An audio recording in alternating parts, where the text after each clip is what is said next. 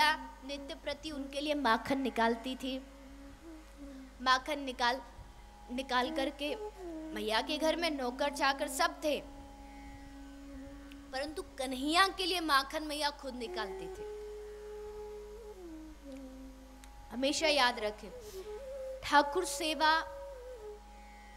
आप स्वयं अपने हाथ से जो करोगे वही मान्य है। दूसरे के हाथ से कराई गई सेवा का फल भी उसी को ही मिलेगा। क्योंकि मैंने कुछ बड़े बड़े लोगों के घर में ऐसा देखा है, समय नहीं है, चलो घर में मंदिर बनाया, 2-3 पुजारी रख दिए, पंडित रख दिए, वो पूजा कर रहे हैं, ठीक है। आप अगर पूरा विधिवत ना कर सको तो उसके लिए सही है, परंतु घर में ठाकुर की पूजा खुद करो। भोजन प्रसाद अपने हाथों से, अपने लिए भले ही आप नौकरों से बनवाओ, लेकिन प्रभु का भोजन प्रसाद आपको अपने हाथों से बनाना चाहिए। खुद जाकर के प्रभु के सामने भोग लगाना चाहिए। भोग लगाने का भी एक तरीका है। ये नहीं होता कि हमारे पास समय है तो जाकर के श्री ठाकुर जी के सामने रख दी थाली, पर्दा लगाया और घंटों तक सुबह से शाम हो गए वहीं थाली पड़ी है, ठाकुर जी बैठे बैठे उसी का दर्शन कर रहे हैं। और टाइम नहीं है, ऑफिस जाना है तो रखा, घंटी बजाई, इतने ठाकुर जी ने अपनी बंसी थोड़ी ढीली करी कि चलो भाई भोजन आ गया, करते भोजन। पीताम्बर थोड़ा हिलाया, राधा रानी को कोनी मारी, बोले चलिए किशोरी जी भोजन आ गया। बस तैयार हुए ही थे कि इतने फिर से घंटी बज गई, पर्दा खुल गया। बेचारे ठाकुर जी तो वही तैयार की तैयार रह गए, भोजन उठ के भी चला गया। अपनी सुविधा से नहीं, प्रेम से हो, प्रेम से खिलाओगे तो उस कर्माबाई की खिचड़ी खाने भी वो आ जाएगा। कर्माबाई की खिचड़ी में शुद्धता नहीं थी, आपको मालूम है। खिचड़ी बनाती थी रोज। आज जब खिचड़ी बनाने के लिए लेट हो गई, जगने में देरी हो गई, तो आज खिचड़ी कैसे बनाए? सोचा नहाऊं, बोले नहाऊंगी तो ठाकुर जी को भूख लग जाएगी, क्या करूं? बोले ऐसे ही बना दो। बिना नहाए भोजन बना रही है, खिचड़ी बना रही है। खिचड़ी बनती गई, सोचा इतनी देर अब बैठी हूँ, खिचड़ी बन रही है, थोड़ा दातुन कर लूं। खिचड़ी बन रही है, वहां दातुन कर रही है। दातुन करते करते अचानक खिचड़ी उबली, बाहर आई। जैसे बाहर आई, इधर उधर कुछ बर्तन, हाथ में कुछ चम्मच फम्मच कुछ मिला नहीं, वो दातुन ली और खिचड़ी घुमा दी, बन गई खिचड़ी। और उस खिचड़ी को खाने के लिए जगन्नाथ को उड़ीसा से 56 भोग छोड़ करके जगन्नाथ राजस्थान में आते थे उसकी खिचड़ी खाने, उस खिचड़ी को खाने के लिए। आज भी उड़ीसा में भोग जो लगता है बाल भोग, वो कर्माबाई की राजस्थान की खिचड़ी का ही लगता है। तो भाव की महत्वता। बाकी भोजन हम क्या भगवान को खिलाएंगे? जो हमारे पास है वो भी तो उसी का दिया है, क्या खिलाएंगे उसे? भाव का महत्व है। मैया ने मक्खन निकाला, कन्हैया आ गया। कन्हैया आया, आकर के भगवान ने जाके आए थे सुबह सुबह। अब मैया रात को काजल लगा देती थी। अब काजल लगा के सुबह जब जगते थे, भूख लगती थी, रोते रोते आंखों को मसलते मसलते आते थे। पहले ही काले ऊपर से काजल को और पूरे मुंह पे लगा दे, पूरे भूत जैसे लगते थे। मैया कहती, तुझे इतनी मुश्किल से सजा धजा के, तेरी चोटी बना बना के तुझे सुंदर बनाती हूँ, कभी तू कीचड़ में बैठ जाए, कभी तू काजल लगा ले, बेइज्जती कराएगा मेरी तो कोई बहू भी ना देगो, क्वारो रह जाएगा, क्वारो। हाँ, बहू के नाम बड़े खुश होते थे। बहू के नाम तो आत्मा प्रसन्न हो जाती थी। इनको बता दिया था कि जब बचपन में जब प्रभु का जन्म हुआ था, तब बरसाने से वृषभान जी जो थे, पहले तो वो रावल में रहते थे वृषभान जी। राधा रानी का जन्म बरसाने में नहीं हुआ, राधा रानी का जन्म स्थान रावल है। रावल में जन्म हुआ। फिर जैसे प्रभु का जन्म गोकुल में हुआ, फिर आतताइयों की वजह से नंद बाबा वृंदावन चले गए, वैसे ही जन्म राधा रानी का रावल में हुआ। फिर बाद में वृषभान जी भी नंद बाबा के साथ बरसाना जाके रहने लगे, मित्रता थी दोनों की। तो कन्हैया का जब जन्म हुआ तो राधा रानी की तरफ से यानी वृषभान जी कन्हैया के लिए सगाई लाए थे राधा रानी की, बचपन में जन्म पर ही। तो इसलिए सबने कह रखा था जो ग्वाला ते कन्हैया तेरो ब्याह तो राधा रानी ते होगो भैया, वृषभान जी की छोरी है। तो बड़े खुश होते थे बहू के नाम। भैया ब्याह करने जाऊंगो पर या दाऊ दादा संग ना लेके जाऊंगो। भैया बोली काय को?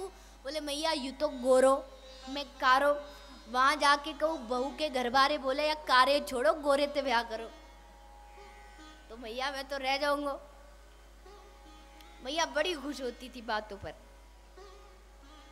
तो आए जग करके मैया के कंधे पर हाथ रखा, इधर से मुंह किया मैया ता, मैया ने मुंह इधर कर लिया। पता था जरा सा इसकी तरफ देखा तो सारे मटका मटकी फोड़ देगा। इधर मुंह किया, इधर आगे मैया भूख लगी है। मैया बोली भूख लगी है? बोले हाँ। मैया बोली थोड़ी देर रुक जा। बोले ना ना मैया अभी चाहिए। मैया ने गोदी में बैठाया, दूध पिला रही थी। इतने में कन्हैया ने पूछा मैया तू ये बता, तू दिन भर दूध दही में ही लगी रहे तो मैं ज्यादा प्यारो लगूं कि तेरे दूध दही ज्यादा प्यारो लगे? मैया बोली अरे कन्हैया मोगू तो तू ही प्यारो लगे। अच्छो मैया सच्ची कह रही? बोले हाँ सच्ची कह रही हूँ। बस कह ही रही थी इतना कि चूल्हे पर रखा दूध उबलने लगा। वो उबल के जैसे बाहर आया, अब मैया वो जो दूध था वो गंगी गाय का था और कन्हैया जो दूध पीते थे वो सिर्फ गंगी गाय का पीते थे।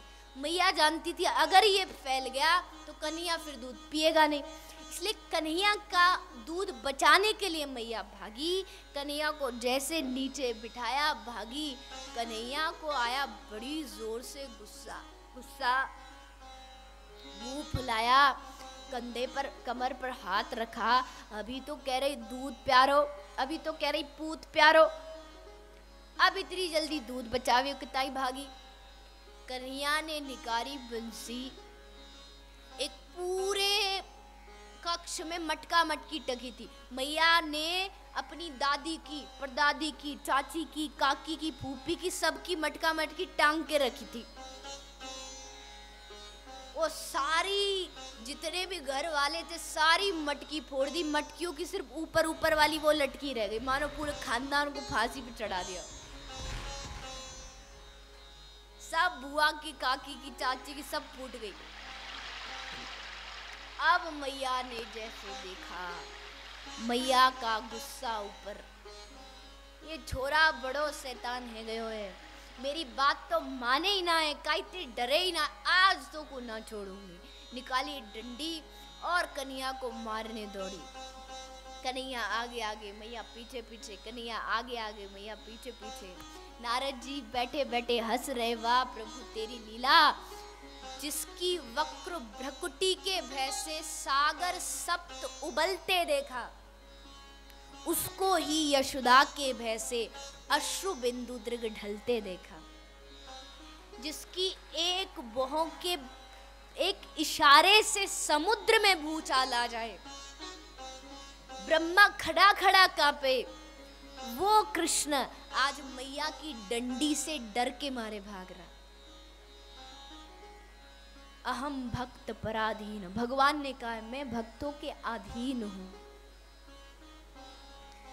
मैया ने पकड़ा, उखल लिया, उखल से बांधा, रस्सी से बांधा, फिर रस्सी को, उखल को कन्हैया खींच के लेके गए, एक पेड़ में उलझाया, पेड़ जोर से झटका लगाया, पेड़ से दो पुरुष प्रकट हुए जिनका नाम था नलकुबर और मणिग्रीव। इनका प्रभु ने उद्धार किया। उखल बंधन की कथा आई। इसके बाद उखल बंधन की कथा के बाद जब नंद बाबा ने देखा बड़े आतताई ब्रज में आ रहे हैं, पूतना आई, तृणावर्त, सक्तासुर, तो कन्हैया की रक्षा के लिए प्रभु नंद बाबा गोकुल छोड़ के वृंदावन आके रहने लगे। सारा ब्रज वृंदावन आ गया, वहां आके सब निवास करने लगे। अब प्रभु अपनी लीलाएं शुरू करते हैं, अनेक अनेक लीला करते हैं। मैया बैठी है, गणेश चतुर्थी थी, आज गणेश जी का भोग लगा रही है मैया। कन्हैया को भी साथ ले आई, बेटा चल पूजा करेंगे। कन्हैया साथ में बैठा है। मैया एक थाली में बड़े सुंदर सुंदर मोतीचूर के घी में भरे हुए लड्डू बना के लाई थी, ला के रखे। तो मैया पूजा की थाली तो ले आई, लेकिन उसमें चंदन लाना भूल गए। मैया बोली कन्हैया देख कोई बंदर वंदर ना आ जाए, तू थोड़ो यहाँ ध्यान रखियो, लड्डू वड्डू ना खा जाए, मैं चंदन की डिब्बी भूलाई वो लेके आऊं। कन्हैया बोले जा मैया मैं हूँगा, मैं रक्षा करूंगी। अब मैया गई नहीं कि कन्हैया की पूरी ग्वालाओं की सेना वहां पहुंच गई। और भाई कन्हैया का हाल चाल है? कन्हैया बोले बिल्कुल ठीक हूँ। बोले भैया कुछ बढ़िया सी महक सी आ रही है कितनी ते। कन्हैया बोले देख नजर मत गाड़, पूजा के लड्डू है, ऐसे ना दूंगा। अरे भैया यार काय बात को तू, अरे एक दो लड्डू खा लेंगे, मैया पतो थोड़ी चलेगी, एक दो दे दे। कन्हैया ने बोला देख लियो भैया, एक और दो ही बातें ज्यादा ना। बोले हाँ बिल्कुल। कपड़ा हटाया जो लड्डुओं पे ढका था, घी में चकाचक लड्डू, और ब्रजवासी ने घी में चकाचक भोजन मिल रहा है, फिर क्या चाहिए। खुश हो गए। दो चार लड्डू क्या, पूरी पूरी प्लेट में साफ, पूरी थाली साफ। एक लड्डू बच्चों बोले कन्हैया तू खाएगो? अरे भैया तू भी चख ले, तेरी मैया बड़े सुंदर लड्डू बनावे। कन्हैया ने बोले जब तुमने ही कर ली तो मैंने कौन सी कसम खाई है ना खाने की, लाओ। एक लड्डू कन्हैया के पेट में। अब इतने में मैया की पायल की आवाज आई। अब मची भगदड़, कोई इधर भागे कोई उधर भागे, कोई आगे कोई पीछे। अब कन्हैया बोला क्या करूं, लड्डू तो है नहीं, भाई पत्थर पड़े थे वो ला के रखे, ऊपर से ढक दिए। बोले गणेश जी आज लड्डू खाएंगे, और ढक के रखे। मैया आ गई। अब जब मैया गई थी ना, तब कन्हैया से कह के गई थी बेटा हाथ जोड़ के ना कुछ सिर्फ आंख बंद करके ये कहता रहना, बुद्धि दो विद्या दो, बुद्धि दो विद्या दो, बुद्धि दो यही कहते रहना, और कुछ मत कहना। अब कन्हैया ने देखा मैया आ गई, आंख बंद किए, बुद्धि दो विद्या दो, बुद्धि दो विद्या दो। मैया बोली मेरो तो बड़ो बड़ो बढ़िया छोरा है, जैसे छोड़ के गई वैसे ही पायो, जरा सी भी शैतानी ना करी। मैया बोली लाला थाली पकड़ाइयो ने भोग लगाऊ।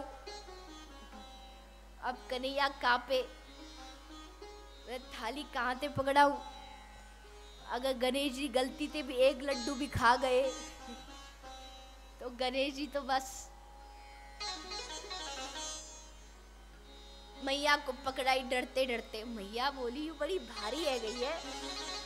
बोले ना ना मैया तेरो प्रेम या में मिल गयो ना, ये हमारे भारी है गई है, बाकी और कछु ना है।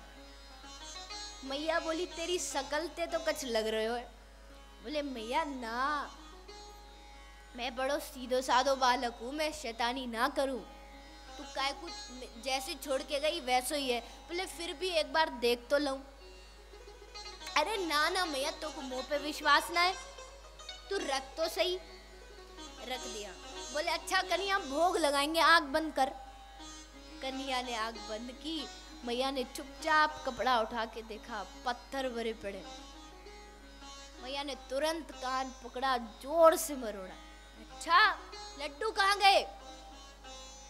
जैसे कान पकड़ा, कन्हैया के आंसू से टप टप टप आंसू बिखरे।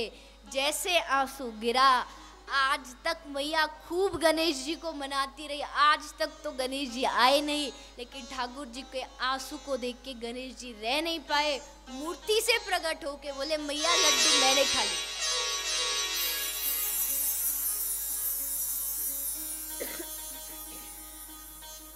ठाकुर जी बच गए।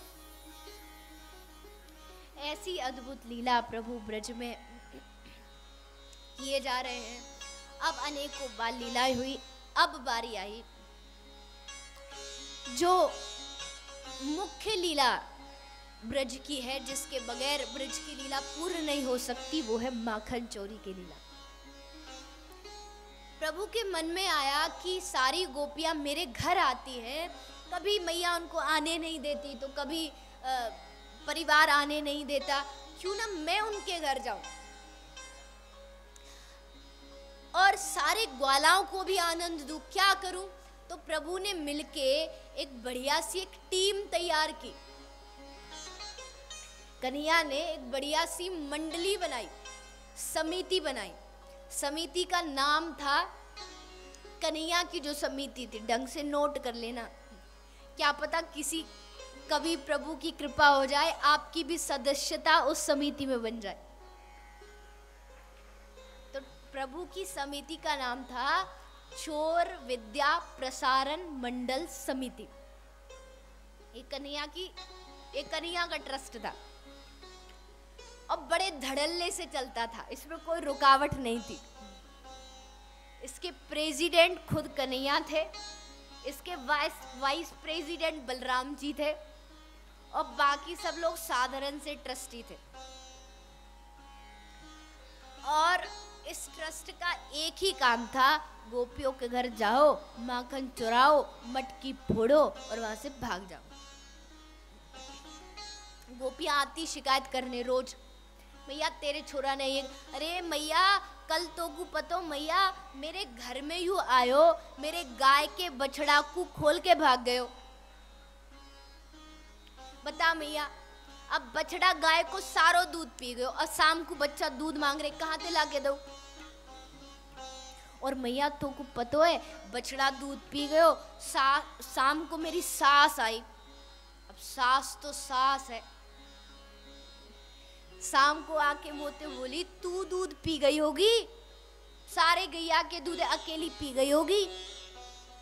बच्ची कुची कसर ननद ने उतार दी। बोले हाँ हाँ मैया, जब यू अपने मायके ते आई तब तो ऐसी थी, अब तो ऐसी हो गई। जरूर गैया के दूध को यही पीती होगी। ऐसी झाड़ लगाई मैया मोकू। अब तू अपने छोरा ते पूछना ही हो ऐसे काय को करे। मैया बोली कन्हैया तेने ऐसे करो, बड़ा सीधा सा मुंह बना के, मैया करो तो सही, पर वाके पीछे बड़ो भारी रहस्य है। कहा रहस्य है? बोले मैया ये जो इतनी बात बना रही है ना मैया, दया नाम की तो यहाँ में कोई चीज है ही ना। अरे मैया तो को पतो कल्या को बछड़ा जोर जोरते रंभा रहे हो। अब मैया एक बात बता, जब छोटे बालक को भूख लगे तो वो ये थोड़ी कहे कि मैया मो दूध चाहिए। अब मैया अम्मो को भूख लगे तो मैं तो रोना शुरू कर दूं, तो मैया तू समझ जाए कि अब भूख लग रही। अब वो गैया को बछड़ा रो रहे हो तो या को मतलब तो अब भूख लग रही, और यू खूटाते बांध के बाद चली गई अपने घर। अब मैया वो छोटो सो बालक वो भूखो रहे, यू अच्छो थोड़ी लगे, मैंने खोल दियो दूध पी गयो। मैया बोली बस देख मेरो कन्हैया कितनो दयालु है, इतनी दया तो काई में भी ना होगी। एक गोपी बोली मैया चल तेरो छोरा दयालु, पर मैया एक बात बता, मैं अपने बालकन को प्रातः काल खिड़की के नजदीक सुला दूं ताकि ठंडी ठंडी हवा आती रहे, ये सोते रहे और मैं अपना काम पूरा कर लूं। तेरा छोरा आयो मैया कल आके मेरी छोरी की चोटी को खाट के पाए ते बांध दियो। चोटी बांध के वाके कान के पीछे खड़े होके जोड़ते चला, अरे छोरी भूत आगो। और जैसे छोरी ने सुरी भूत आयो, छोरी तुरंत खड़ी हो गई। अब जैसे खड़ी हुई तो वहाँ की चोटी तो बंद रही, खाटते और चोटी पकड़ के चिल्लाई मैया भूत ने पकड़ लई, मैया भूत ने पकड़ लई। अब बता मैया अब या को कौन समझावे। मैया बोली क्यों रे कान्हा तेने यहाँ की छोरी जगाई। कन्हैया बोला देख मैया, मैया तेने ही मोते कही कि जो बालक सूर्य उदय ते पहले जगे वो बड़े बुद्धिमान होवे, या कि छोरी 10-10 बजे तक सोती रहे।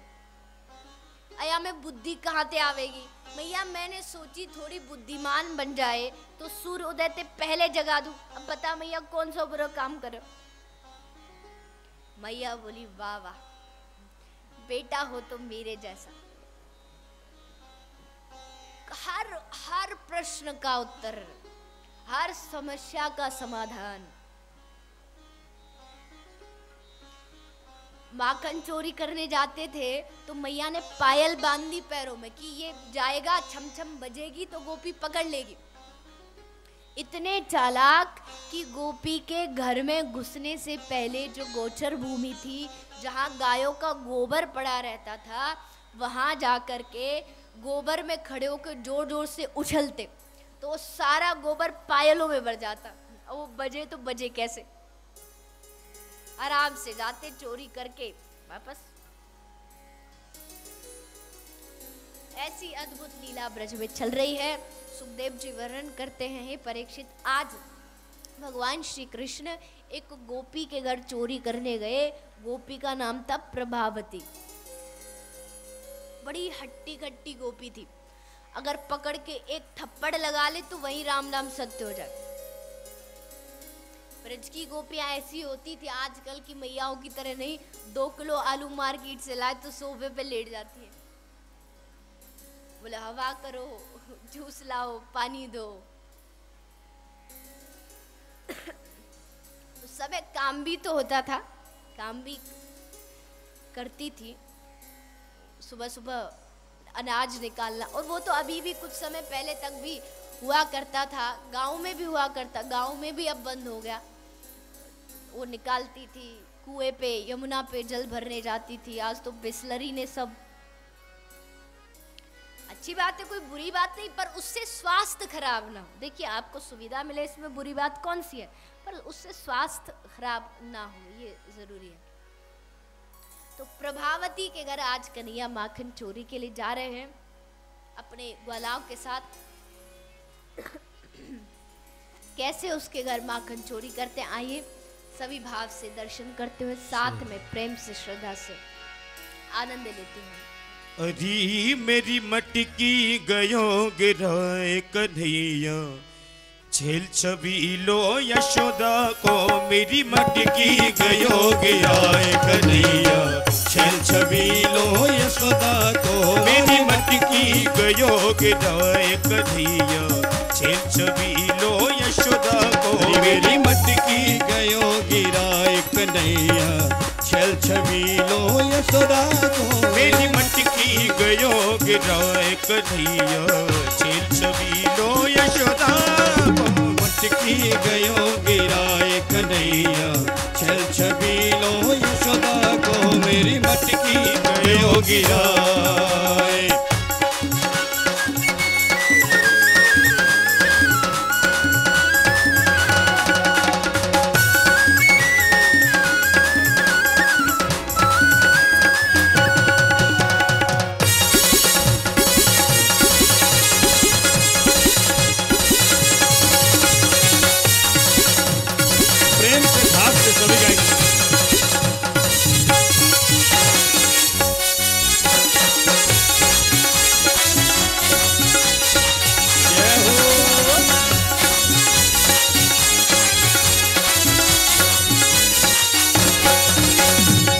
ऐसो काम करे तेरो लाला, सुनो यशोदा मैया। ऐसो काम करे तेरो लाला, सुनो यशोदा मैया। ऐसो काम करे तेरो लाला, सुनो यशोदा मैया। ऐसो काम करे तेरो लाला, सुनो यशोदा मैया। आज पकड़ी से सजा सुना दो, कहाँ जा छिपो कन्हैया। आज पकड़ इसे सजा सुना दो, कहाँ जा छुपो कन्हैया। आज पकड़ इसे सजा सुना दो, कहाँ जा छिपो कन्हैया। आज पकड़ इसे सजा सुना दो, कहाँ जा छुपो कन्हैया। सर से मटकी गयो गिराए, सर से मटकी गयो गिराए कन्हैया।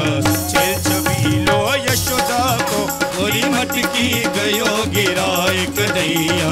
छेल छबीलो यशोदा को मेरी मटकी गयो गिराए कन्हैया।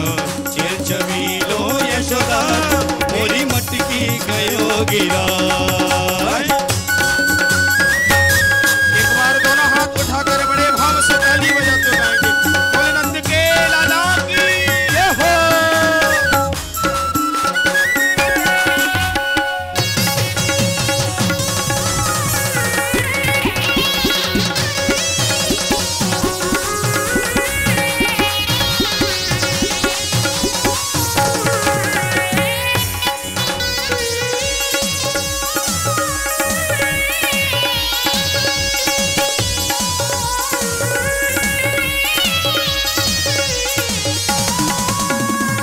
माखन बेचन में जा रही थी सुनो यशोदा मैया। माखन बेचन में जा रही थी सुनो यशोदा मैया। माखन बेचन में जा रही थी सुनो यशोदा मैया। माखन बेचन में जा रही थी सुनो यशोदा मैया। ओहो माखन बेचन में जा रही थी सुनो यशोदा मैया। माखन बेचन में जा रही थी सुनो यशोदा मैया। चुपके आके गयो डराए, चुपके से आके गयो डराए कन्हैया। छेल छबीलो यशोदा को मेरी मटकी गयो गिराए कन्हैया। छेल छबीलो यशोदा को मेरी मटकी गयो गिराए कन्हैया। छेल छबीलो यशोदा को मोरी मटकी गयो गिराए।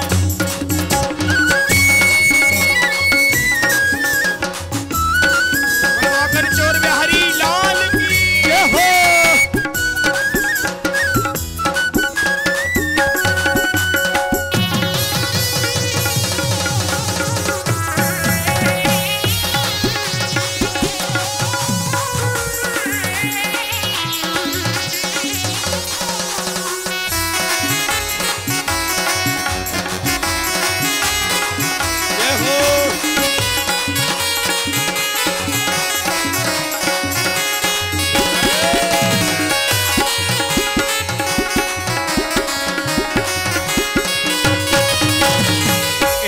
लाला ना देखो ब्रज में सुनो यशोदा मैया।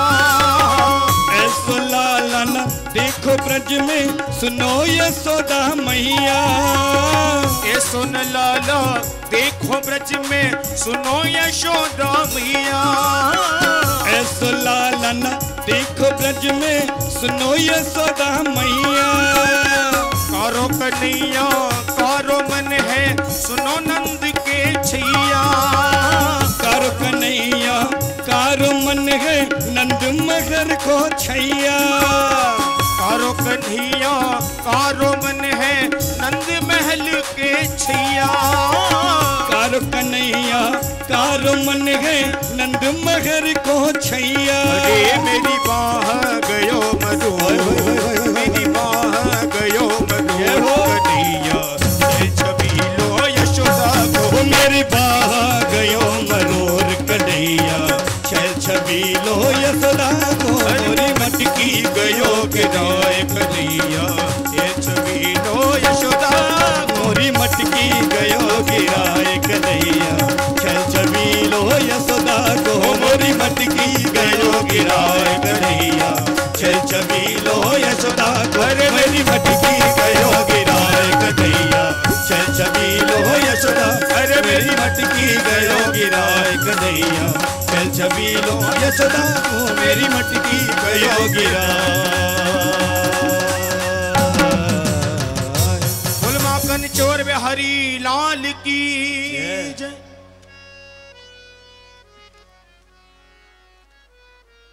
तो भगवान जाते हैं गोपियों के घर माखन चुराने के लिए, और गोपियां जब पकड़ने की कोशिश करती हैं। तो कन्हैया कहते हैं अच्छा पकड़ेगी? बोले हाँ पकड़ूंगी। बोले पकड़। गोपी पकड़ती तो पहले से ही अपने हाथ में माखन लगाया होता था। गोपी जैसे पकड़ती थी वो चिकना हाथ छूट जाता था और वहां से भाग जाते थे। तो आज जब कन्हैया प्रभावती काकी के घर गए तो ये प्रभावती चाची गोपियों की हेड थी। इसके घर इसलिए गए थे क्योंकि ये यमुना जी पे पानी भर रही थी। तो सारी गोपी आपस में बात कर रही थी, कन्हैया ने हमारे घर ये किया, कन्हैया ने मेरे साथ वैसा किया।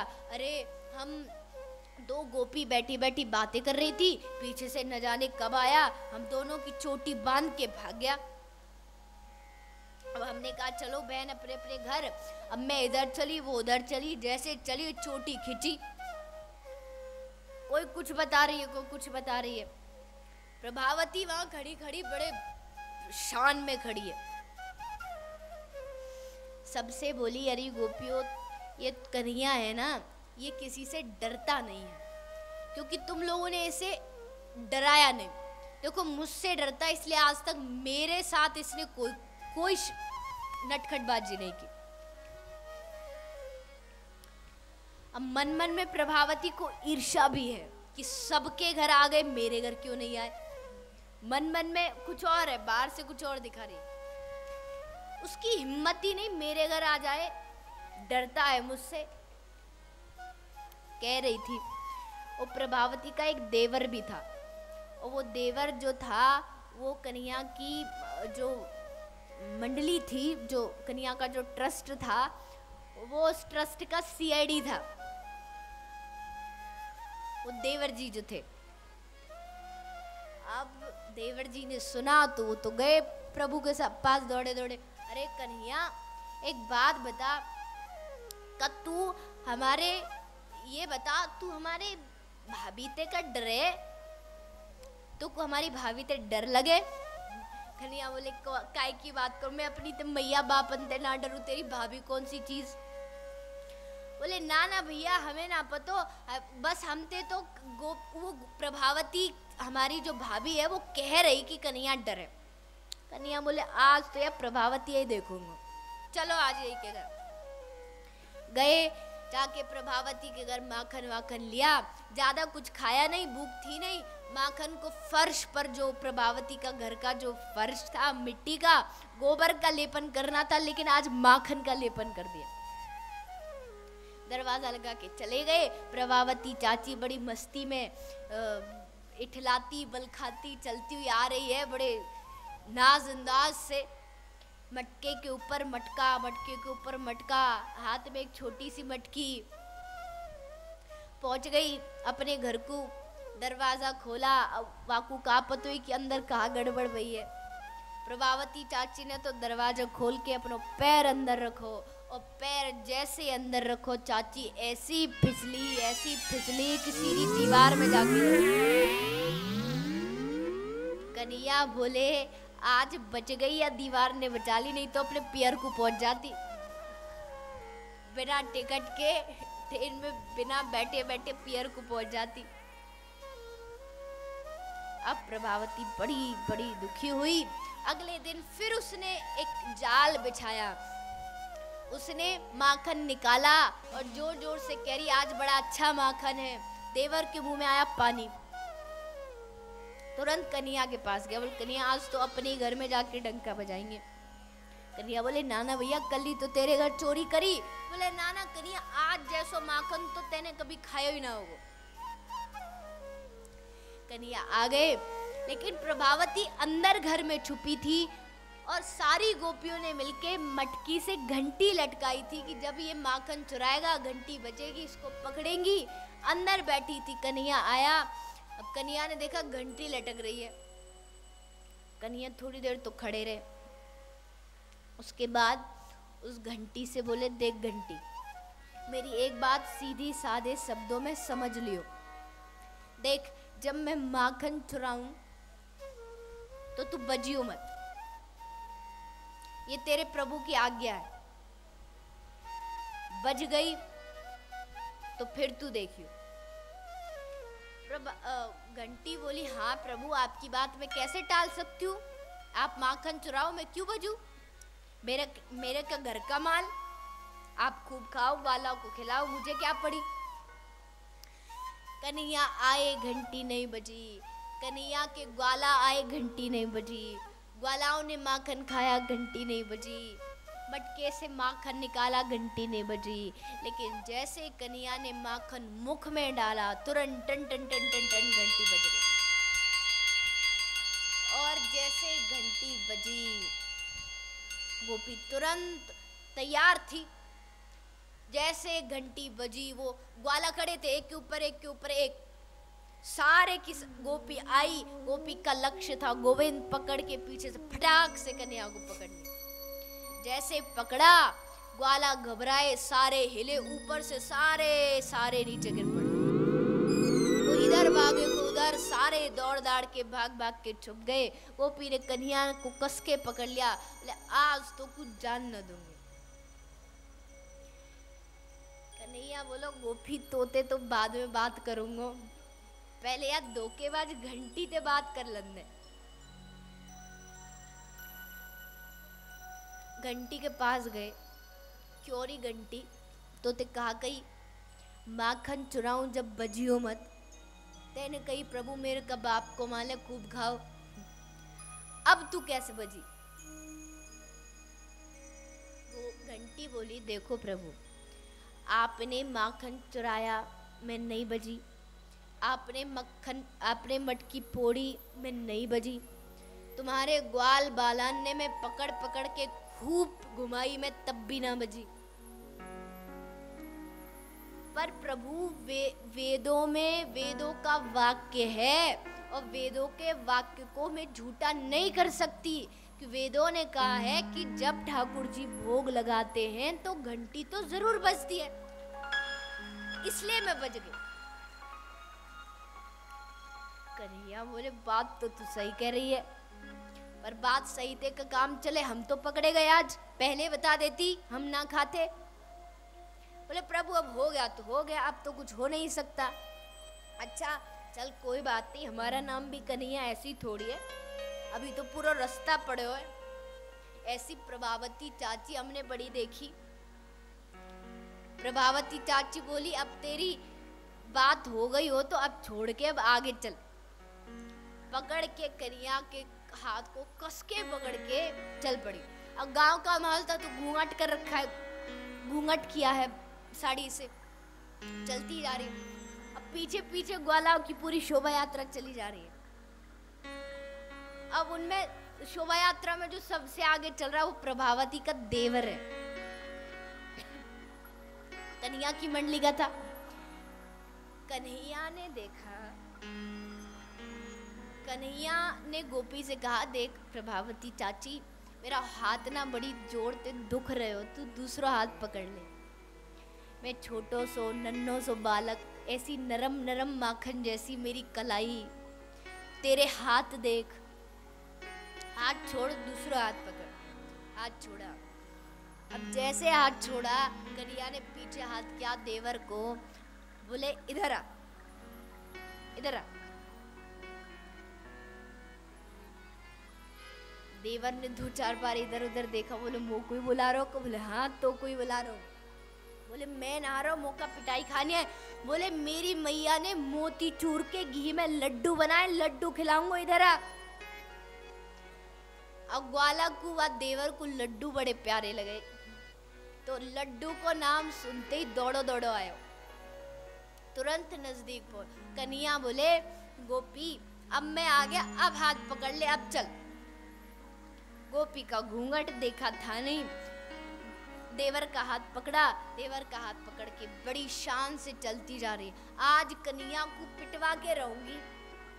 सब ग्वाल बाल सब इधर उधर बाकी मजाक उड़ाते जा रहे, सब खड़े हैं अपने अपने घरों में, सब प्रभावती उड़ रहे, प्रभावती उड़ रहे, सब अंगूठा दिखा रहे। बोले कन्हैया को पिटवाने ले जा रही है, देखो।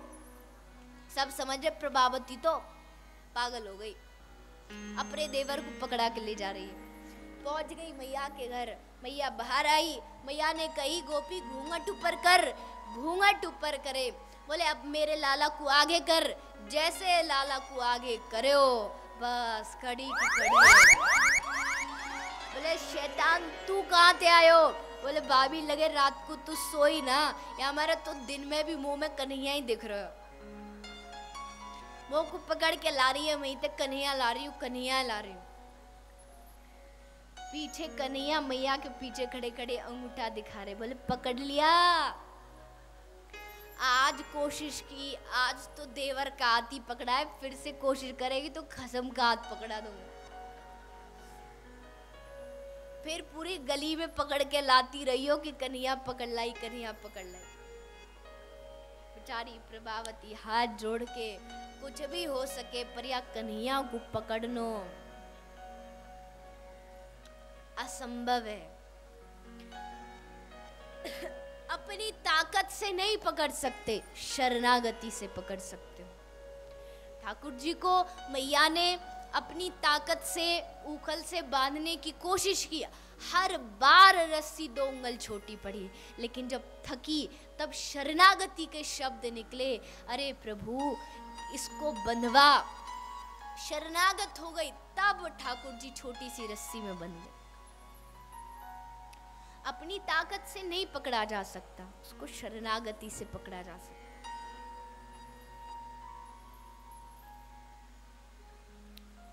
गोपी देखिए,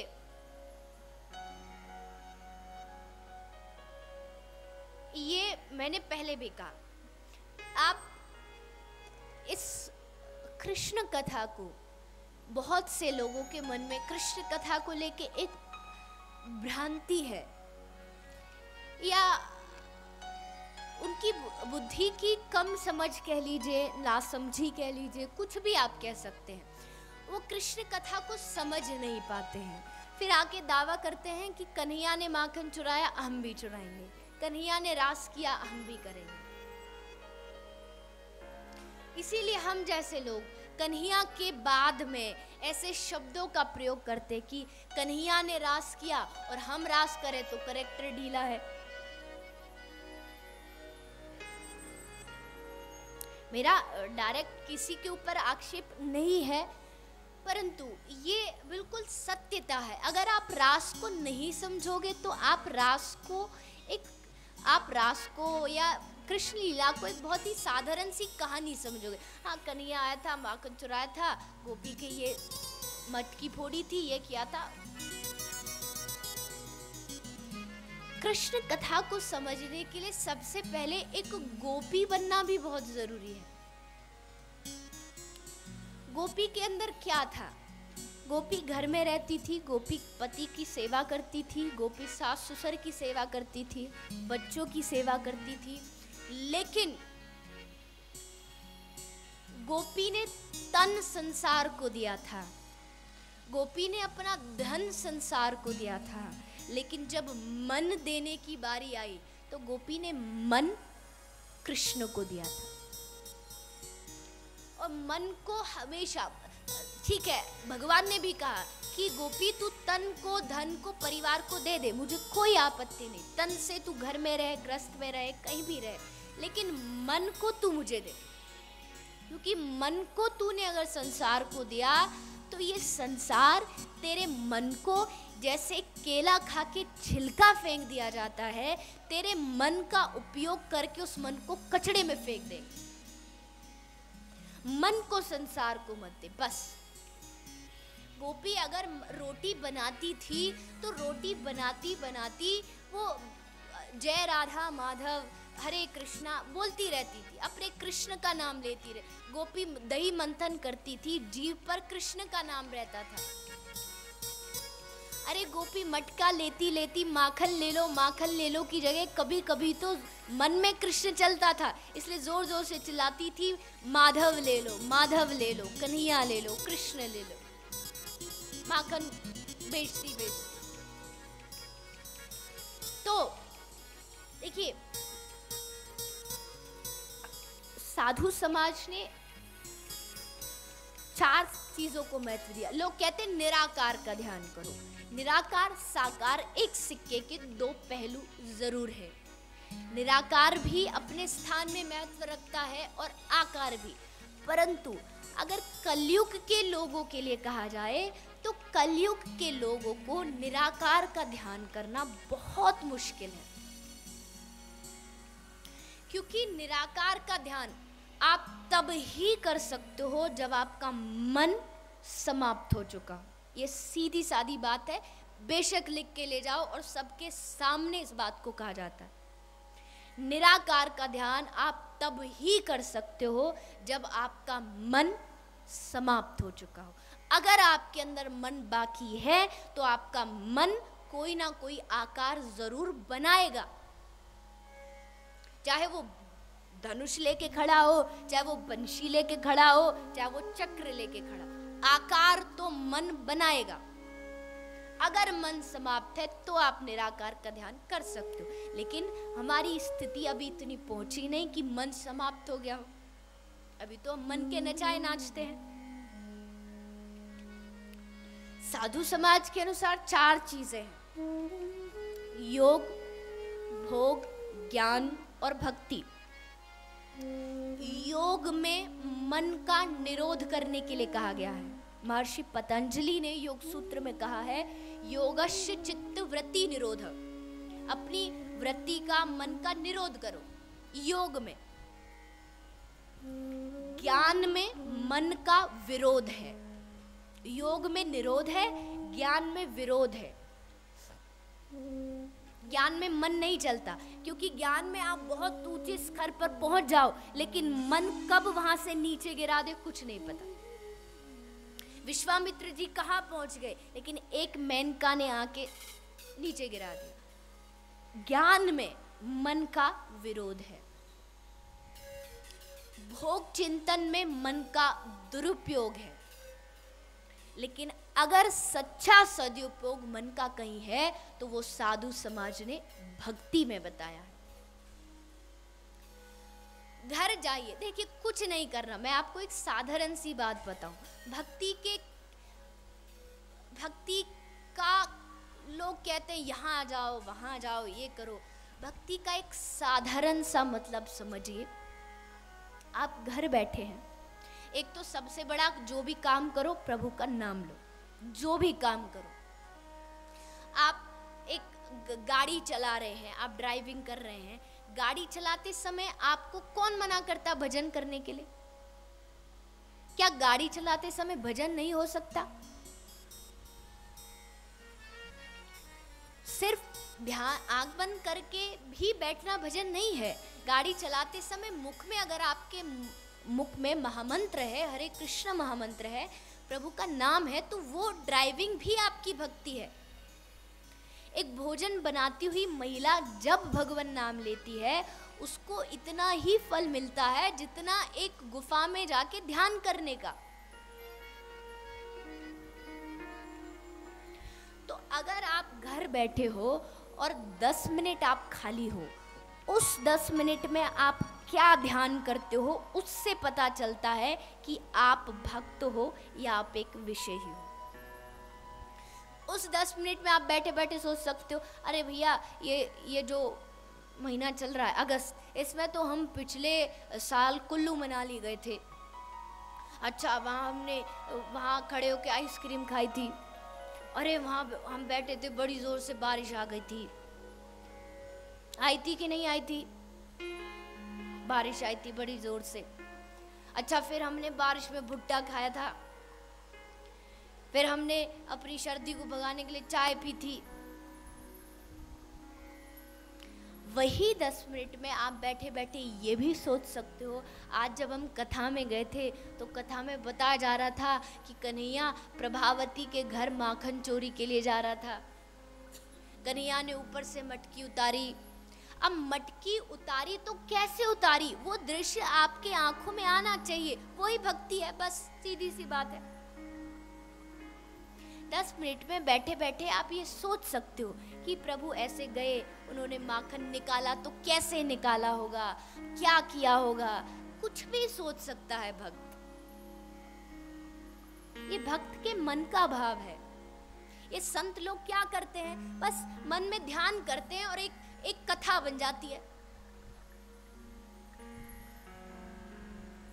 एक ब्रज के संत का एक भाव था, वो बैठे हैं और बैठे बैठे ध्यान कर रहे हैं, तो राम और कृष्ण का ध्यान कर रहे हैं। तो देखिए क्या कथा उन्होंने अपने मन में बनाई। ये किसी ग्रंथ में नहीं लिखी, भागवत में नहीं लिखी, वेदों में नहीं लिखी, बस उनके मन ने बनाई। मन ने कैसे बनाई? सोचा कि एक बार यशोदा मैया और कौशल्या मैया आपस में मिल रही हैं। अब बताइए, कहाँ त्रेता युग में कौशल्या मैया, कहाँ द्वापर में यशोदा मैया। पर उन संत ने विचार किया कि ये गोलोक धाम और साकेत धाम की बात है, ये अयोध्या और वृंदावन की बात नहीं है, ये गोलोक और साकेत की बात है। तो कितना सुंदर भाव है कि राम और कृष्ण भगवान में कोई अंतर नहीं है, दिखने में तो कोई अंतर नहीं। अगर कृष्ण भगवान को बंसी छुड़ा के धनुष लगा दो तो कोई नहीं पहचान पाएगा।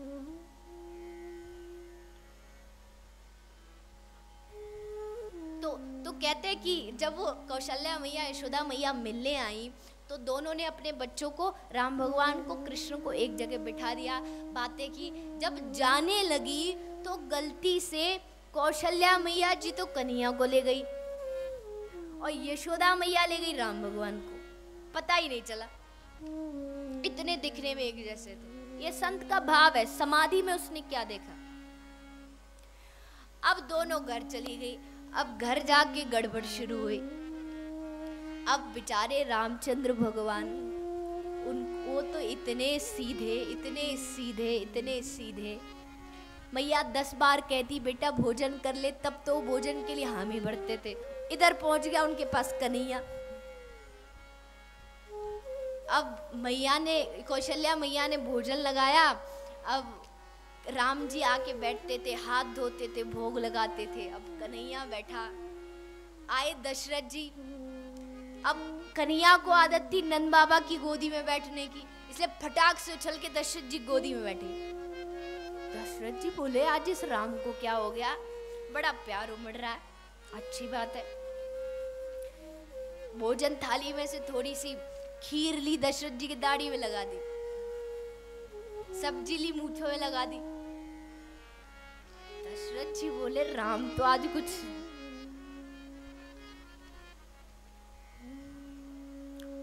अब वो तो चुपचाप बैठे रहते। अब उनके आए मित्र राम भगवान के। अब राम भगवान के मित्र तो आते हैं तो वो तो यही कहते, राजाधिराज श्री रामचंद्र भगवान आपके खेलने का समय हो गया, आइए महाराज पधारिए। ऐसे ही उन्होंने कहा। राम भगवान सोच के ये ऐसे कूदे, किसी के कंधे पर हाथ रखा, किसी का कान पकड़ा। शाम को जब खेल के वापस आए, किसी का सर फूटा पड़ा था, किसी का मुंह सूजा पड़ा था। कौशल्या मैया बोली क्या हुआ? बोले पता नहीं आज तो भगवान राम को क्या हुआ, कभी कहते घोड़ा बन, कभी कहते मोर बन, चारों तरफ घुमा के पटक दिया। उधर बेचारे राम जी फंस गए ब्रजवासियों में। राम जी बेचारे, अब उनको तो सीधी सादी सी आदत। अब मैया यशोदा घबराएं कि आज ये तूफान आंधी चुप कैसे बैठा है। ग्वाला आए, बोल चल कन्हैया खेलने।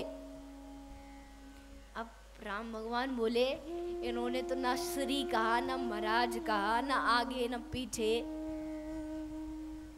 वो उठे, धीरे धीरे राम भगवान जैसे चलने लगे। एक ग्वाले ने धक्का दिया, बड़े धीरे धीरे चलो ना, जोर से चल। राम भगवान बोले भगवान कहाँ फंस गया। फिर संत ने कहा कि फिर यशोदा मैया को, कौशल्या मैया को एहसास हुआ कि अरे भाई ये तो गड़बड़ हो गई। मिलने गए थे तो वो आपस में बदल गए। फिर वापस तो ये मैंने पहले ही कहा, ये किसी ग्रंथ का नहीं है। ये संत बैठे थे, ध्यान कर रहे थे, क्या लगा, सोचा कुछ सोचते हैं, ठाकुर जी की लीला सोच लिया, हो गया भजन। तो गोपियां भी वही करती थी, भगवत चिंतन करती थी, घर में रहती थी, लेकिन उनसे बड़ा सन्यासी दूसरा कोई नहीं। और गोपियों का तो और भी जो वर्णन वो कल आप सुनेंगे, महाराज की जो कथा आएगी। तो अब भगवान श्री कृष्ण 5 वर्ष के हुए। भगवान ने मिट्टी खाई ब्रज का महत्व बढ़ाने के लिए। अघासुर को मारा। अघासुर जो अजगर के रूप में आया था। एक दिन जब प्रभु भोजन गाय चराने के लिए गए, भूख लगी थी, तो सब एक गोल चक्कर लगा के बैठ गए, चलो भोजन करते हैं। सब बैठे थे, कोई कन्हैया को लड्डू खिला रहा है, कोई गुलाब जामुन खिला रहा है, कोई अपनी सूखी रोटी चटनी खिला रहा है। प्रभु सबका प्रेम से खा रहे हैं, अपना खिला रहे हैं। बड़ा भाव था ग्वाला में। वो सोचते हम जो अच्छे से अच्छा कन्हैया को खिला सके, बुरा खुद खाते थे। संत वर्णन करते हैं कि एक ग्वाला अपने घर से फल लाया। कन्हैया ने कहा भैया फल दे। बोला आधा आधा करते हैं। आधा खाया, आधा कन्हैया को दिया। लेकिन जैसे ग्वाला ने वो आधा फल खा लिया, तब ग्वाला बोला कन्हैया वो को थोड़ी और भूख लग रही है, भैया थोड़ा अपना फल तू मुझे दे दे। कन्हैया बोले पूरा नहीं दूंगा, थोड़ा दूंगा। चौथा हिस्सा दे दिया। फिर बोला कन्हैया और भूख लग रही है, थोड़ा सा और दे दे। वो भी दे दिया। ग्वाला ने वो भी खा लिया। फिर बोला भैया थोड़ा और दे दे। थोड़ा थोड़ा करते इतना टुकड़ा बचा। कन्हैया बोला अब ये तो तोको ना दो। भगवान ने तुरंत उसे खाया। जैसे खाया वो फल इतना कड़वा था, इतना कड़वा था, भगवान तुरंत उसे फेंक दिया। कहा अरे भैया तू इसको कैसे खा रहा था इतने प्यार से। ग्वाला ने कहा कन्हैया अगर इस फल को मैं ना खाता तो तू खाता, और मेरा कन्हैया कड़वा खाए मेरे होते हुए, ये मैं कैसे सहन कर सकता हूँ। प्रभु जीवन की सारी कड़वाहट तू मुझे दे दे और मेरे जीवन की सारी मिठास तू ले ले। इसका नाम भक्ति है।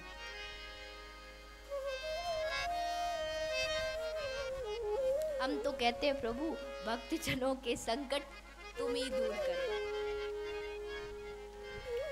गलत अर्थ ना समझे, देखिए सबका भाव है, अच्छी बात है, परंतु ब्रज को, ब्रजवासियों को भगवान मिले ही इसीलिए इतने सरल रूप में, क्योंकि ये भाव था।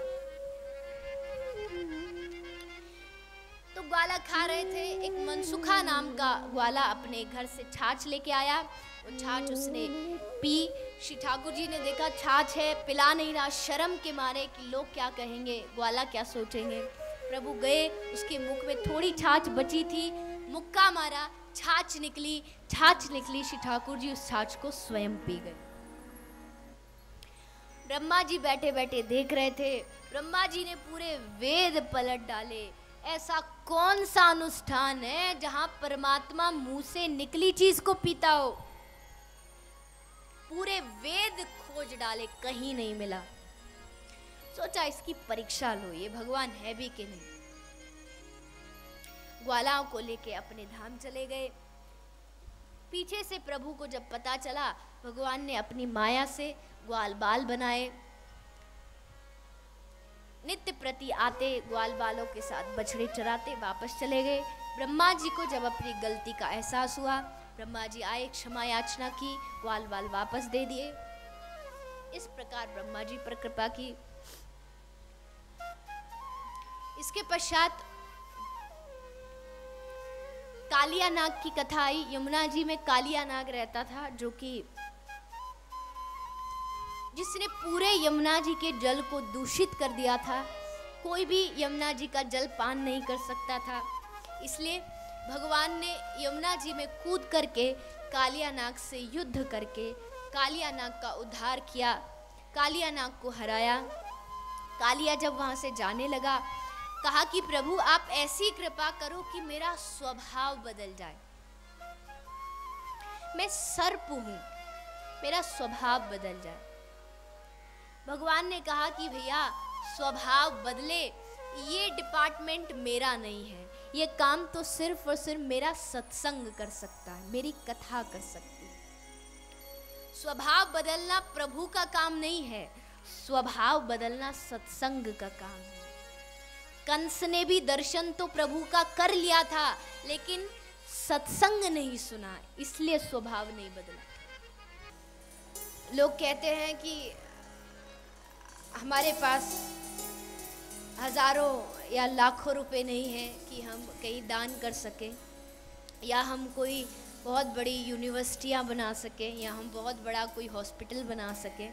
ठीक है, उतना सामर्थ्य नहीं है कि आप एक हॉस्पिटल बना सकें, लेकिन इतना सामर्थ्य तो ज़रूर है कि एक बीमार की दवाई का खर्चा आप अकेले उठा सके। एक बीमार का, ज़रूरी नहीं आप एक बहुत बड़ा स्कूल बना सकें, लेकिन इतना तो हो ही सकता है कि एक गरीब झोपड़ी का बालक स्कूल जाए, आप उसकी ड्रेस और उसकी किताबों का खर्चा खुद उठा लें। इतना तो अगर यहाँ बैठा हर एक इंसान भी ये सोच ले।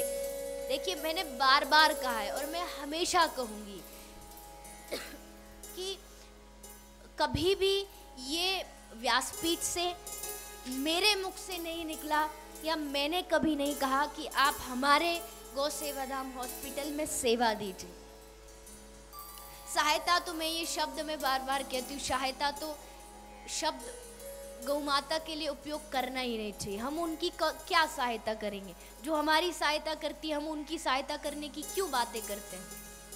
ये गौ माता की सहायता नहीं है, या उनके ऊपर दया नहीं है कि भाई चलो गौ माता बीमार है, हम दया आ गई हमको कर दिया। नहीं, ये हमारी सेवा है। अगर दिल से करते हो तो इसका फायदा है। तो गौ माता की सेवा करने के लिए ही ये लक्ष्य है। बाकी आप ये सोच ही सकते हो मुझे या आपको क्या लगी कि हम एक हॉस्पिटल बनाएं। हम सबका काम है, कथा कर रहे हैं, आप सुन रहे हो, 7 दिन हो गया खत्म, घर जाओ, आप अपने घर जाओ। लेकिन इस हॉस्पिटल के माध्यम से एक समाज में जो गौ माता आज इधर उधर घूम रही है, उनकी हम किसी हद तक सेवा कर सकें। ये तो एक शुरुआत है, एक पहलू है गौ सेवा की तरफ बढ़ने का।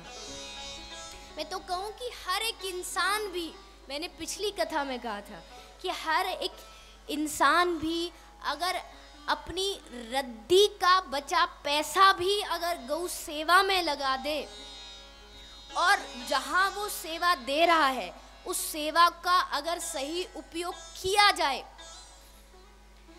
तो गौ माता की सेवा इस भारत देश में इतने बढ़िया तरीके से हो सकती है कि आप सोच भी नहीं सकते, अगर उनकी सेवा सही ढंग से हो जाए तो।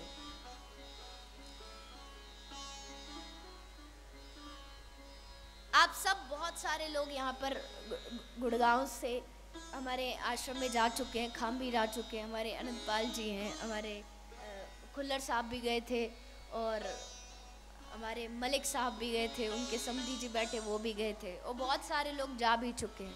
आप देख सकते हो,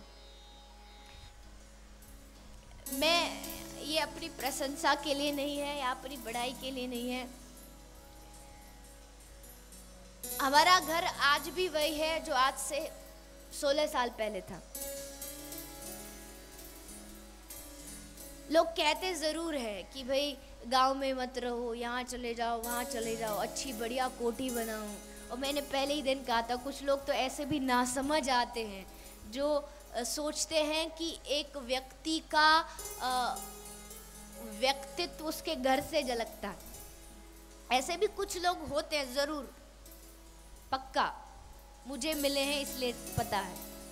लोगों को घरों से नापते हैं, लोगों को पैसे से नापते हैं। ये कितनी बड़ी मूर्खता है। तो मेरे कहने का जो आशय वो यही है कि हम चाहते हैं कि जो भी सेवा आप सब दें, हम सब से जितना हो सके। एक संत ने तो यहाँ तक भी कहा कि अपने सामर्थ्य से बाहर निकल के गौ माता की सेवा करो। अपने सामर्थ्य में तो कोई भी कर सकता है। लोग कहते हैं ना, जितनी सामर्थ्य उतनी करो। इतनी सामर्थ्य में तो हर कोई कर ही लेगा, लेकिन अपनी सामर्थ्य से भी बाहर निकल के जो करे। हमारे ब्रज में एक ऐसे भी संत हैं जो कर्जा लेकर के गौशाला चलाते, सिर्फ गौ सेवा के लिए। और ये भी जरूर याद रखिए, ये जो हॉस्पिटल बनने जा रहा है ये गौशाला नहीं है। यहाँ पर स्वस्थ गाय नहीं रखी जाएंगी, यहाँ पर जो गौशालाओं की या बाहर की सड़कों की बीमार गायें उनको लाया जाएगा, उनकी सेवा करके वापस उनको गौशाला छोड़ दिया जाएगा। अगर कोई किसी का आश्रय नहीं है, किसी का मालिक नहीं है, उन गौ माताओं को वहाँ रखा जाएगा। बाकी स्वस्थ गौ माताएं वहाँ नहीं रहेगी, ये हॉस्पिटल है। अगर भारत एकजुट हो जाए गौ सेवा के लिए तो कौन सा असंभव बात है, लेकिन यही है, हम एक नहीं हो पाते हैं। किसी के पास धन नहीं है, किसी के पास लोक मंगल में खर्च करने के लिए मन नहीं है। होटल में 5-5 हजार का बिल बिठा देंगे, होटल में खाएंगे, हॉस्पिटल में लगाएंगे, होटल में खा के बीमार होकर फिर हॉस्पिटलों में भरेंगे पैसा, लेकिन उसको अच्छे काम में नहीं लगा सकते। तो किसी के पास तो धन नहीं है, किसी के पास लोक मंगल में खर्च करने का मन नहीं है, किसी के पास शुद्ध जन नहीं है। जन यानी व्यक्ति की किसको दे, किसी के पास जन नहीं। लेकिन जहां तीनों चीज मिल जाए वहां तो मंगल ही मंगल है।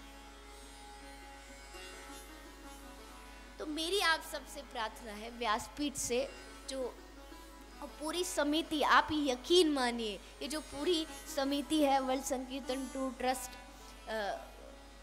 गुड़गांव में जो लोग सब मिलके 15 दिन पहले इस कथा का आयोजन का विचार हुआ, और 15 दिन में इन लोगों ने इतनी मेहनत की।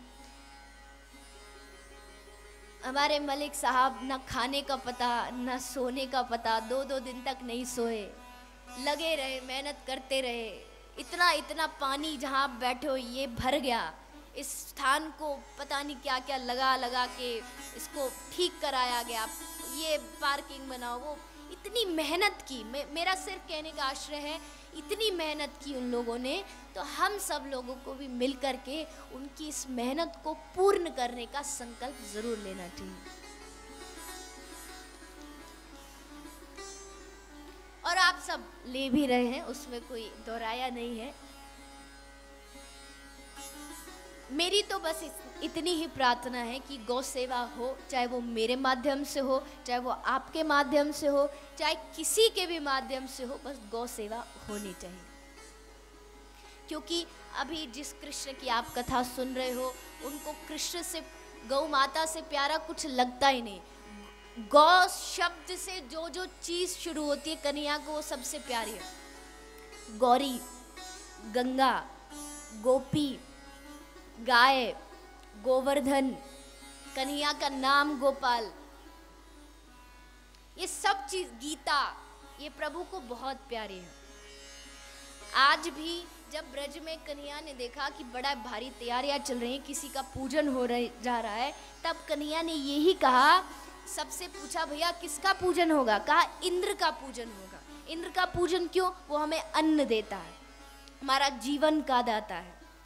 कन्हैया ने कहा, अरे भैया तुम्हें सुख दे रहा है उसको तो तुम छोड़ रहे हो, तुम्हें सबसे ज्यादा आनंद कौन देता है? गौ माता। गौ माता जाके भोजन कहाँ करती है? गिरिराज की तलेटी पर, गिरिराज पर जाती है, विचरण करती है, घूमती है। उस गिरिराज में औषधि होती है जो गौ माता खाती है। ये साइंटिफिक बात है, इसको साइंस भी मान चुकी है, और मैंने कई जगह सुना भी है। हमारे पिछली कथा में जो संत सम्मेलन हुआ था, वहाँ पर परम श्रद्धेय श्री संजीव ठाकुर जी आए थे, उन्होंने भी कहा था, और ये बात साइंस ने भी मानी है कि एक गौ माता जो व्यक्ति अपने घर में रखता है, तो जब घर में कोई व्यक्ति बीमार हो जाता है, आपने देखा होगा पहले के समय में ना तो कोई हॉस्पिटल थे, ना कोई सर्जरी थी, ना MBBS डॉक्टर थे, वो लोगों की बीमारी कैसे ठीक होती होगी? थोड़े बहुत वैद्य हुआ करते थे, थोड़ी बहुत दवाई ववाई कुछ दे देते थे, लेकिन उस समय के लोग बीमार इसलिए नहीं होते थे। अगर बीमार हो भी जाएं तो उपाय ये था, वो घर में गाय रखते थे। गाय माता ये सूंघ करके सांस से पता लगा लेती थी कि घर के मालिक को क्या बीमारी है। और फिर जब वो गाय चरने जाती थी, जब वो गाय जाके घास खाती थी, तो वो उस बीमारी की औषधि को जानती थी, इसलिए घास में उसी औषधि को खाती थी जिससे वो बीमारी ठीक होती है। और उस औषधि को गौ माता जब खाती थी वो दूध में आ जाता था, और जब वो व्यक्ति मालिक उस दूध को पीता था उसकी बीमारी ठीक हो जाती थी। ये गौ माता कोई पशु नहीं है, ये लोगों की मानसिकता, लोगों की बुद्धि पर पर्दा पड़ा है जो लोग गौ माता को सताते हैं। लोग कहते हैं गौ माता राष्ट्र पशु बने, राष्ट्र पशु बने। अरे नासमझी वाली बात क्यों करते हो? गौ माता किसने कहा पशु है? पशु दुनिया में बहुत है, किसी को राष्ट्र पशु बना लो। हाँ, गौ माता बन सकती है तो राष्ट्र माँ बन सकती है, राष्ट्र पशु नहीं बन सकती। पशु की गिनती में गौ माता को लाते ही क्यों? कौन सा ऐसा पशु है जिसका गोबर, जिसका मूत्र इतना पावन है? वो गौ माता सड़कों पर खड़ी होके प्लास्टिक खा रही है, कचड़ा खा रही है, कांच खा रही है, कील खा रही है, हम सब बैठे बैठे देख रहे हैं।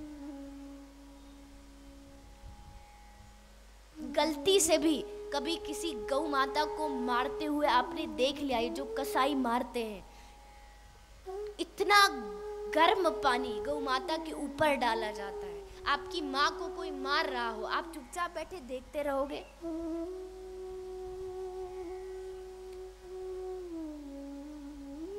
भारत के अंदर भ्रष्टाचार है, भ्रष्टाचार है। भ्रष्टाचार क्यों है? वेदों का भी कहना है कि भ्रष्टाचार इसलिए है, भ्रष्टाचार की खत्म करने के लिए अगर कोई उपाय है तो वो सिर्फ और सिर्फ गौ माता है। कैसे है उसका भी समय नहीं, वो आपको बाद में बताऊंगी क्योंकि समय बहुत हो चुका है। भ्रष्टाचार भी खत्म होगा गौ माता की सेवा से, ये वेदों का वाक्य है।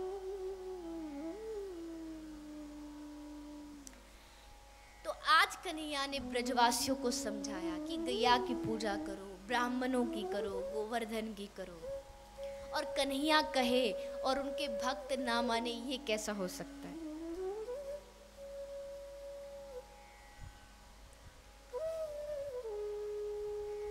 आपको पता है भारत में दूध की कमी है। भारत में अब कुछ ही दिनों में यूरोप से भेड़ों का दूध मंगाया जाएगा, विदेशों से।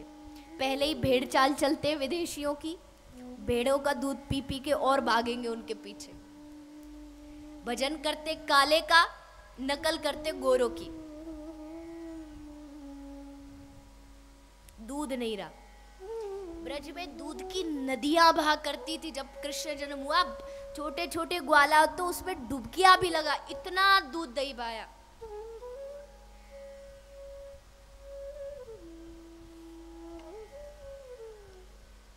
तो मेरी आपसे इतनी ही प्रार्थना है कि कृपया गौ माता को जो भी तन मन धन तीनों से जो आप कर सके।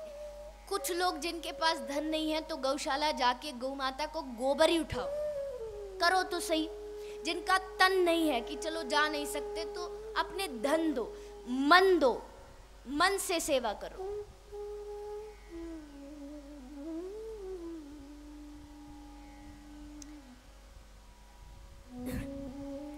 तो आज श्री ठाकुर जी ने ब्रजवासियों से कहा, तो ब्रजवासियों ने इंद्र की पूजा छोड़ के गिरिराज की पूजा शुरू की। सारे लोग गिरिराज जी की तरफ चल पड़े। श्री गिरिराज जी की तलहटी में जाके ब्रजवासियों ने पूजन किया। सारे ब्रजवासी आके गिरिराज जी का पूजन करते हैं। बड़ा सुंदर 56 भोग सजाया गया, आपके सामने भी है बड़ा सुंदर 56 भोग। अब सारे ब्रजवासी पूजन कर रहे हैं, मुख्य यजमान आके यहाँ पूजन करेंगे और आप सब भी अपने स्थान पर बैठे बैठे मानसिक रूप से श्री गिरिराज जी का पूजन करेंगे, अपने स्थान पर बैठे बैठे। अभी कथा विश्राम नहीं हुई, कोई भी स्थान से उठेगा नहीं, अपने स्थान पर बैठे बैठे अनुशासन बनाते हुए सभी भाव से पूजन करते हुए।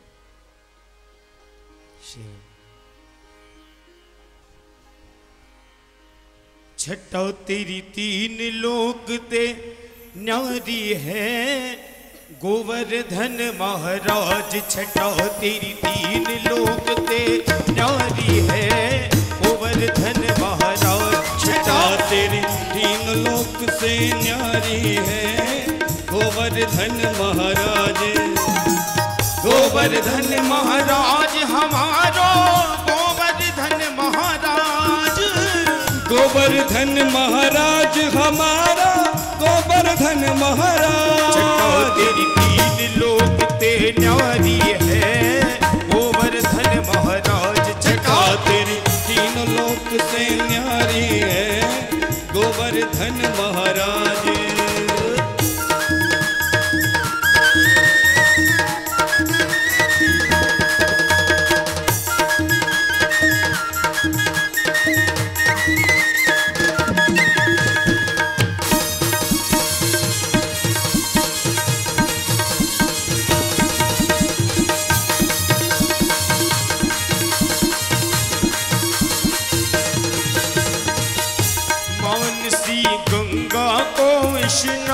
मानसी गंगा को स्नान करो फिर चकलेश्वर को ध्यान करो फिर चकलेश्वर को ध्यान। दान घाटी पे धई को दान दान घाटी पे धई को दान करो परिक्रमा की तैयारी है गोवर्धन महाराज। करो परिक्रमा की तैयारी है गोवर्धन महाराज। हो गोवर्धन महाराज हमारे गोवर्धन महाराज। गोवर्धन महाराज हमारे गोवर्धन महाराज। छठा तेरी तीन लोक ते न्यारी है गोवर्धन महाराज। छठा तेरी तीनों लोक से न्यारी है गोवर्धन बड़े भाव से गाएंगे ताली बजाते हुए राज महाराज की जय हो।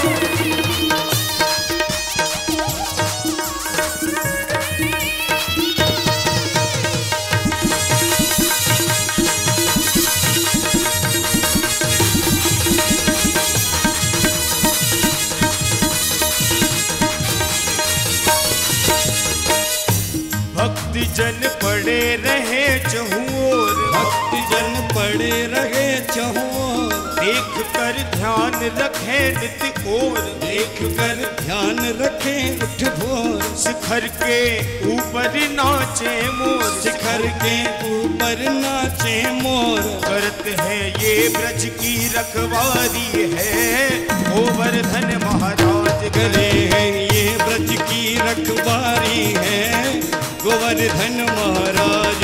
ओ गोवर्धन महाराज हमारे गोवर्धन महाराज। गोवर्धन महाराज हमारे गोवर्धन महाराज। तीन लोक ते न्यारी है गोवर्धन महाराज। छठा तेरी तीन लोक से न्यारी है गोवर्धन महाराज। छठा तेरी तीन लोक ते न्यारी है गोवर्धन महाराज। छठा तेरी तीनों लोक से न्यारी है गोवर्धन महाराज। जय हो।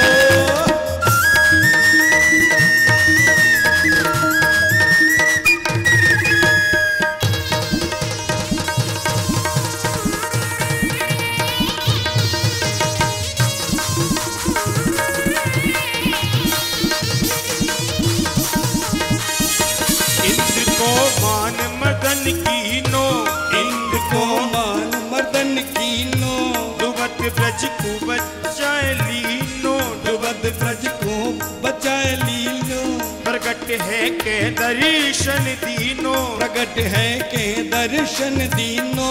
श्री नटराज की महिमा नारी है गोवर्धन महाराज। श्री नटराज की महिमा न्यारी है गोवर्धन महाराज। ओ गोवर्धन महाराज हमारे गोवर्धन महाराज। गोवर्धन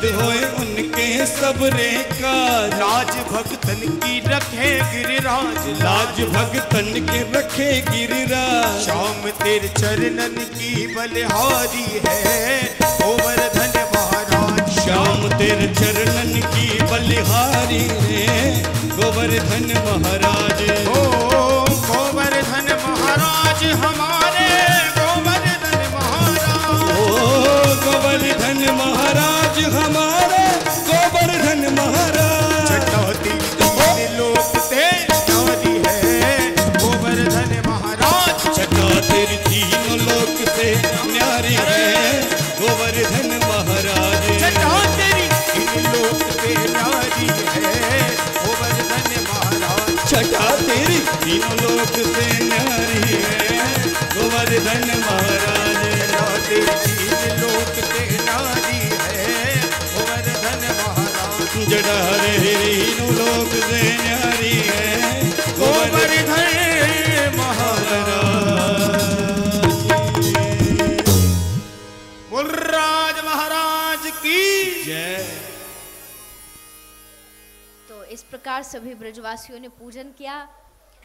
पूजन हो गया। अब पूजन के आगे की जो कथा है वो आप सब लोग कल श्रवण करेंगे। साथ ही साथ भगवान के महाराज की बड़ी ही पावन कथा है, वो भी आप कल ही श्रवण करेंगे।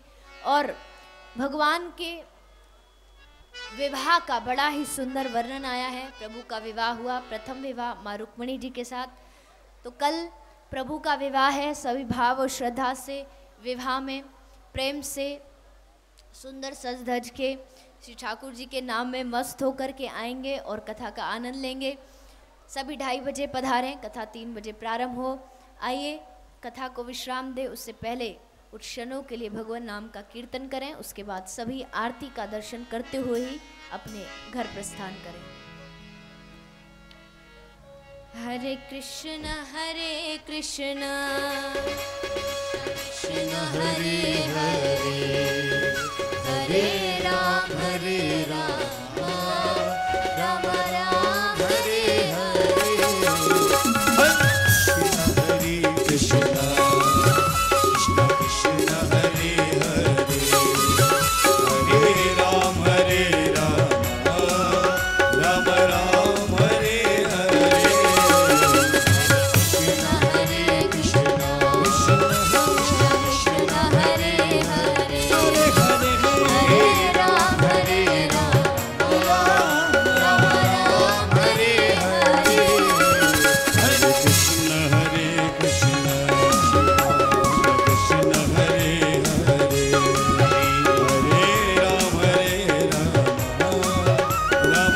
राम हरे हरे। हरे कृष्ण कृष्ण कृष्ण हरे हरे, हरे हरे, हरे राम राम हरे हरे। हरे कृष्ण कृष्ण कृष्ण कृष्ण हरे हरे, हरे राम राम राम हरे हरे। हरे कृष्ण कृष्ण हरे हरे, हरे राम राम राम हरे हरे। हरे कृष्ण कृष्ण कृष्ण हरे हरे, हरे राम राम राम हरे हरे। हरे कृष्ण कृष्ण कृष्ण हरे हरे, हरे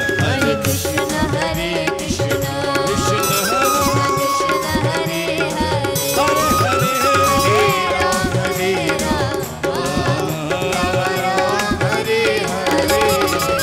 हरे कृष्ण कृष्ण कृष्ण हरे हरे, हरे राम राम हरे हरे।